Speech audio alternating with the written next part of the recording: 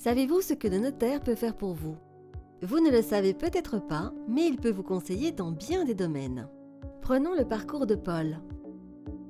Paul rencontre Anne. Après avoir vécu un petit temps dans l'appartement de Paul, le couple qui avait déjà fait rédiger une convention de cohabitation par le notaire décide d'acheter une maison ensemble. Mais que se passera-t-il avec la maison si l'un d'eux décède sans être marié? Anne et Paul sont sereins, car le notaire leur a maintenant conseillé de prévoir une clause d'accroissement dans leur acte d'achat pour qu'en cas de décès, le survivant garde ses droits sur la maison.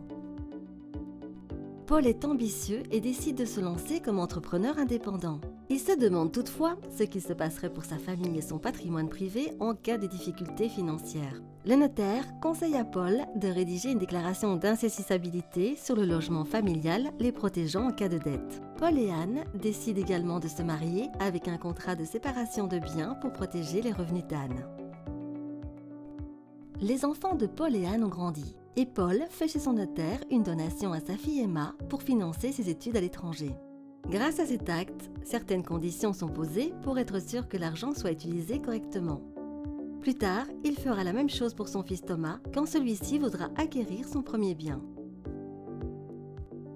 Après de belles années passées ensemble, Paul et Anne ne s'aiment plus mais s'entendent bien. Ils décident d'acter leur divorce par consentement mutuel chez le notaire afin de prendre des dispositions officielles sur toutes les conséquences de leur divorce.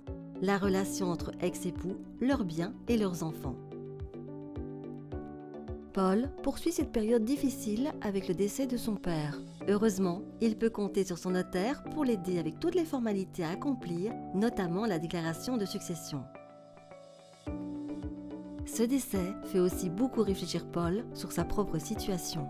Il veut être sûr que ses enfants soient traités sur le même pied d'égalité après son propre décès. C'est pourquoi il fait rédiger chez le notaire un pacte successoral, en présence de ses enfants.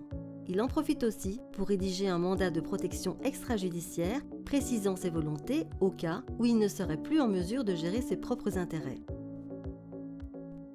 La vie sourit à nouveau à Paul. À 60 ans, il rencontre Camille et décide de l'épouser.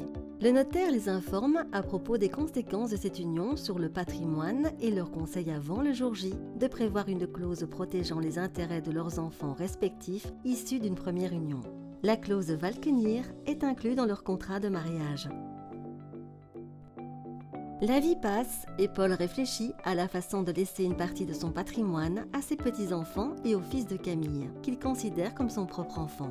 Là encore, il peut compter sur les conseils du notaire pour la rédaction de son testament. Tout au long de la vie de Paul, son notaire a été un conseiller bienveillant, soucieux de veiller à ses intérêts et à ceux de sa famille.